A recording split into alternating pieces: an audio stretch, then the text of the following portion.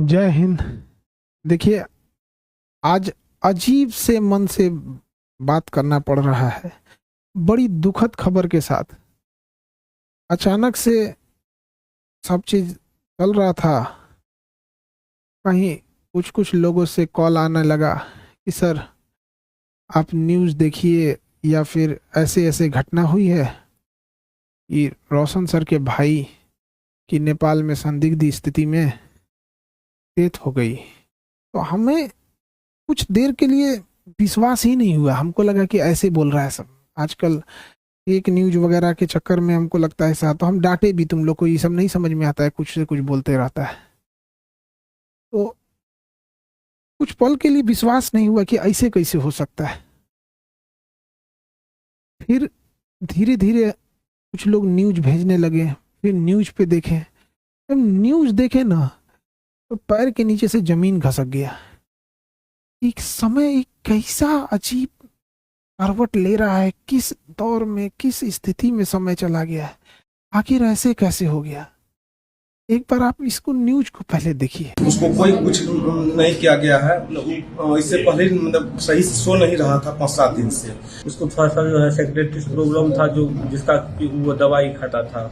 ज्ञान बिंदु कोचिंग संस्थान के डायरेक्टर रोशन आनंद के भाई प्रिंस यादव की संदिग्ध स्थिति में मौत हो गई।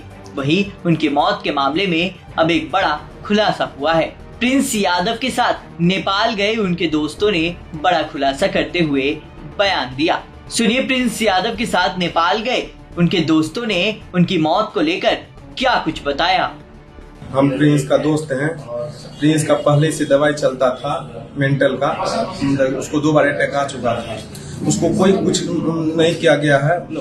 इससे पहले मतलब सही से सो नहीं रहा था 5-7 दिन से। तो 2-3 दिन से वो दवाई स्टार्ट किया, तो 2-3 दिन से मतलब पर्याप्त मात्रा में सोने लगा। कल भी देखे सो रहा है, बोले अब तो रिलैक्स हो गया। मुझे जिसको जो सो गया तो उसको मेंटल ऑटोमेटिक शांत हो जाता है। तो हम लोग सोचे कि अब सो रहा है। उसके बाद मतलब शाम में मतलब हम लोग बाहर निकले। एक मतलब मेरे साथ में जो है ललतो और परजेश जो है उसको वहाँ पे छोड़ के गए। तो वो आके मतलब पर्याप्त मात्रा में सो रहा था। धीरे धीरे हुआ क्या, लंबा मतलब सांस लेने लगा, लंबा सांस लेने लगा। तो उसके बाद वो हमको कॉल किया हम लोग को, तो तुरंत हम वहाँ आए। मतलब हम जितना भी थे साथी उसको तो एम्बुलेंस मंगवाए। एम्बुलेंस न्यूरो हॉस्पिटल लेकर आए, समझे। तो वही उसी एक क्रम में उसका डेथ हो गया। कोई मारा क्या? नहीं, कोई नहीं। हम लोग बहुत करीबी दोस्त हैं। हम लोग क्यों जो करेंगे उसको। कोई दूसरा ही कोई मारा? नहीं, कोई नहीं। उसको पहले से दवाई चलता था। हम लोग जो है 3 तारीख को प्रिंस के साथ यहाँ नेपाल आए हुए थे और नेपाल में अलग अलग होटल में रह रहे थे। इस घटना के रात में अचानक क्या हुआ कि हम लोग 6 बजे का प्रिंस खाना वाना खा करके अच्छा से सो गया था दवाई खा करके। उसको थोड़ा सा जो है सेक्रेटरी प्रॉब्लम था, जो जिसका वो दवाई खाता था। घटना के दिन हम लोग जो है यानी कि यहाँ इनरवा घूमने के लिए थोड़ा सा चल गए थे, क्योंकि वो सोता था। तो हम लोग सोचे तब तो घूम आते थोड़ा देर। वो पूरा सामान ही था। और यानी जब हम लोग घूम के आए, जब घूमने गए तो वहाँ फोन आया कि इसे इसका तबीयत खराब हो चुका है। तो जब तक हम लोग आए तब तक एम्बुलेंस में बिठा करके हॉस्पिटल ले गए। तो हॉस्पिटल में प्रयास किया बचाने का, लेकिन बचाया नहीं जा सका। उसको हम लोगों में से किसी के द्वारा मारपीट नहीं किया गया है, न ही किसी अन्य व्यक्ति के द्वारा मारपीट किया गया है। कोई मारा नहीं है। वो जो है बीमारी का मतलब सेक्रेटरी का बहुत समय दवाई खा रहा था, उसी के कारण मरा है। पटना के ज्ञान बिंदु कोचिंग संचालक रोशन आनंद के भाई प्रिंस यादव की नेपाल के विराट नगर में हुई मौत को लेकर नेपाल पुलिस की जांच में बड़ा खुलासा सामने आया। शुरुआती जांच में ये बात सामने आई कि प्रिंस यादव मिर्गी की दवा का सेवन करते थे और उनके कमरे से ऐसी दवाएं भी बरामद हुई। नेपाल पुलिस के अनुसार प्रिंस यादव अपने कुछ दोस्तों के साथ विराट नगर के एक होटल में ठहरे हुए थे। पूछताछ में उनके दोस्तों ने बताया कि प्रिंस कई दिनों से ठीक से सो नहीं रहे थे और उन्हें लगातार नींद नहीं आने की समस्या थी। बताया जा रहा है कि दवा शुरू करने के बाद ही उन्हें नींद आने लगी थी। जांच के दौरान पुलिस को प्रिंस यादव के कमरे से एपिलेप्सी की दवा मिली है। पुलिस अब ये पता लगाने की कोशिश कर रही है कि वो किस बीमारी का इलाज करा रहे थे और दवा का सेवन डॉक्टर की सलाह पर कर रहे थे या नहीं। पुलिस इस पहलू को भी खंगाल रही है कि दवा, नींद की कमी और शराब के सेवन का उनके स्वास्थ्य पर क्या असर पड़ा। होटल में मौजूद दोस्तों के मुताबिक शनिवार रात प्रिंस यादव की तबीयत अचानक बिगड़ गई।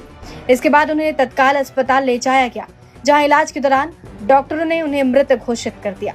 शुरुआती तौर पर अत्यधिक शराब सेवन की बात सामने आई थी। नेपाल पुलिस ने साफ किया है कि मौत की असली वजह का पता पोस्टमार्टम रिपोर्ट आने के बाद ही चलेगा। फिलहाल पुलिस होटल की सीसीटीवी फुटेज, होटल रजिस्टर और साथ मौजूद लोगों के बयान के आधार पर जांच आगे बढ़ा रही है। वहीं नेपाल पुलिस के मुताबिक प्रिंस एपिलेप्सी की दवा का सेवन करते थे। नेपाल पुलिस ने प्रिंस के रूम से एपिलेप्सी की दवा भी बरामद की है। वहीं अब देखने वाली बात होगी कि आगे इस मामले में क्या कुछ निकल कर सामने आता है। देखिए, जब वीडियो देखने के बाद एकदम दिल दहल गया। किसी परिवार के लिए इससे कठिन दौर क्या आ सकता है। भगवान इस कठिन दौर से निकलने के लिए उनको सहन शक्ति दे। इतनी भयानक स्थिति और इतनी कठोर स्थिति में वो कैसे निकल पाएंगे लोग। इस घटना के बाद पता नहीं कैसे परिवार सहन करेगा इसको। इस कठिन दौर में हमारी संवेदना परिवार के साथ है। जब कभी आदमी ऐसी खबर सुनता है तो दिल बैठ जाता है। किसी के परिवार के साथ ऐसा ना हो, दुश्मन के परिवार के साथ भी ऐसा ना हो। हमारी पूरी संवेदना है परिवार के साथ। हमसे जो संभव हो सकेगा, हम अभी परिवार किसी बात करने की स्थिति में नहीं होगा। हम इस चीज को समझ सकते हैं कि किसी के साथ ऐसा ना हो, लेकिन हमसे जो प्रयास होगा, हमसे जो कहेंगे लोग, हम वो हर संभव मदद करने को तैयार हैं, चाहे जो कुछ वो कहेंगे। इसमें सबसे जरूरी बात क्या है कि जो मीडिया को काफी संवेदनशील होने की जरूरत है। जो ऑथेंटिक न्यूज है वही चलाएं। अलग अलग इधर उधर अफवाहें या अटकलों पे ना जाएं। ये बहुत संवेदनशील मामला है और पुलिस अपना एक ऑफिशियल बयान जारी करे जिससे कि स्पष्ट हो सके चीजें क्या हैं और जल्दी से जल्दी इसका पोस्टमार्टम रिपोर्ट सार्वजनिक किया जाए। और सबसे ज्यादा जो अजीब सा चीज लग रहा है, ये कोइंसिडेंस, ये कैसे कोई तीसरा इंसान इसमें इन्वॉल्व लग रहा है। आखिर इतनी खतरनाक चीजें, इतनी अमानवीकृत कैसे कोई कर सकता है। तो इसमें कोई ना कोई तीसरा साजिश जरूर कर रहा है। इसके लिए एक उच्च स्तरीय जांच होनी चाहिए और उच्च स्तरीय जांच की रिपोर्ट को लाया जाए और जो दोषी पाए जाएंगे उनमें एक को भी न छोड़ी जाए। फांसी से नीचे इनकी कोई सजा नहीं होनी चाहिए। आखिर ऐसा किसने, अगर किसी ने इसमें इन्वॉल्व है तो। अभी न्यूज में पता चल रहा है कि अलग अलग न्यूज अलग अलग चला रहे हैं। कृपया करके न्यूज वालों से भी हाथ जोड़कर विनती है। कोई कहता है कि मिर्गी की दवा खाई, एक दूसरा न्यूज देखो तो कोई कह रहा है कि शराब, कोई अलग न्यूज दिखा रहा है, कोई कुछ न्यूज दिखा रहा है।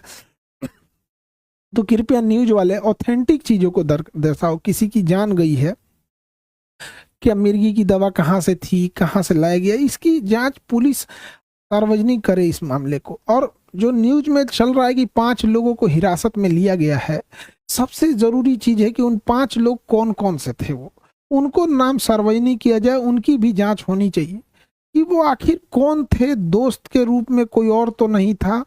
ये तीसरा एंगल कोई हो भी सकता है इसमें। इस चीज को नकारा नहीं जा सकता है कि जिस तरह से इस मामले को तूल पकड़ाया गया, एक गार्ड का मैटर था, अपना सॉल्व हो जाता इसको, लेकिन इसको इस तरह से तूल पकड़ाया गया इतना बड़े लेवल पे।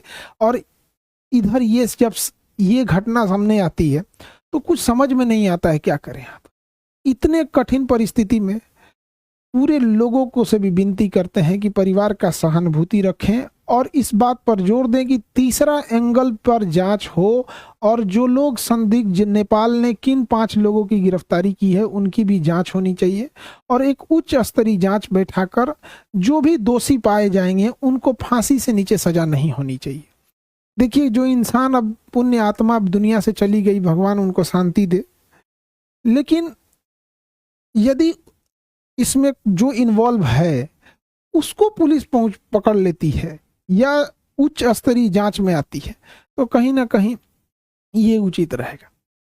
इस कठिन परिस्थिति से अजीब सा समय ले आ देता है। कभी कभी समय इंसान को ऐसे जगह लाके खड़ा करता है ना, जहाँ इंसान को कुछ समझ में नहीं आता है क्या हो रहा है, ये समय का चक्र किधर चल रहा है, कौन सी साजिश चल रही है, कौन कौन इसमें इन्वॉल्व हो रहा है, कौन तीसरा इंसान तो नहीं इन्वॉल्व हो रहा है, आखिर वो 5 लोग कौन थे और उसके साथ क्या कर रहे थे। उस पुण्य आत्मा के लिए श्रद्धांजलि देते हैं और इस कठिन परिस्थिति में मेरी संवेदना परिवार के साथ है। हमसे जो मदद हो सकेगा, हमसे जितना संभव हो सकेगा, हम उतना सहयोग करने को तैयार हैं। लेकिन सबसे ज़रूरी चीज़ है कि पुलिस को इसमें आके एक ऑफिशियल प्रेस विज्ञप्ति जारी करनी चाहिए और जल्दी से जल्दी जो रिपोर्ट है उसे सार्वजनिक करनी चाहिए, ताकि चीज़ें सही दिशा में जाए। मेरी संवेदना परिवार के साथ है। अब ऐसी परिस्थिति में इंसान को कुछ बोलना भी बड़ा अजीब सा लगता है कि क्या इंसान बोले, ऐसा समाज समय कहाँ ले आके खड़ा कर दे।